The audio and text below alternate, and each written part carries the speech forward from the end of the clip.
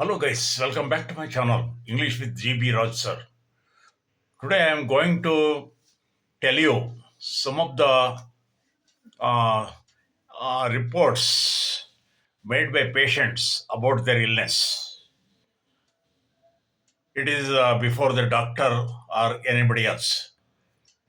ಈ ದಿನ ನಾನು ನಿಮಗೆ ಹುಷಾರಿಲ್ಲದೆ ಇರುವಾಗ ಹೇಗೆ ವಾಕ್ಯಗಳನ್ನು ಕನ್ನಡ ಮತ್ತು ಇಂಗ್ಲೀಷ್ನಲ್ಲಿ ಹೇಳುವುದನ್ನು ತಿಳ್ಕೊಳ್ಳೋಣ. ಮೊದಲನೇದಾಗಿ ನನಗೆ ಹುಷಾರಿಲ್ಲ. I am feeling sick. I am not feeling well. I am not feeling well ಅಂತ ಹೇಳ್ತೀವಿ. ಹಾಗೆ ನನಗೆ ದುಃಖವಾಗಿದೆ.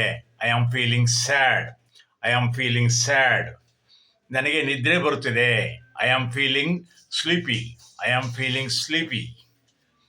ನನಗೆ ತಲೆ ಸುತ್ತುತ್ತಿದೆ. I am feeling dizzy. I am feeling dizzy. ನನಗೆ ಜ್ವರ ಬಂದಿದೆ. I have a fever.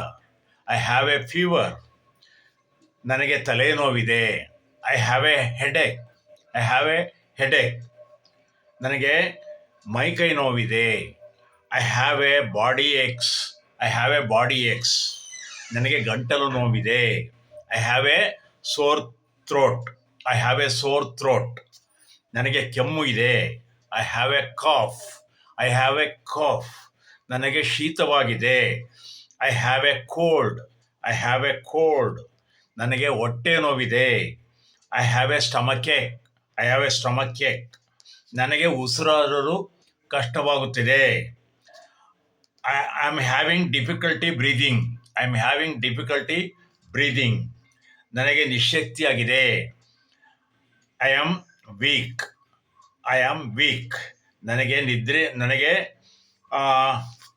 ನಿದ್ರೆಗೆ ಬರುತ್ತಿಲ್ಲ. I can't sleep.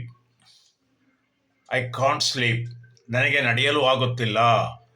I can't walk. I can't walk. ನನಗೆ ವಾಂತಿ ಬರುತ್ತಿದೆ. I feel like vomiting. I feel like vomiting.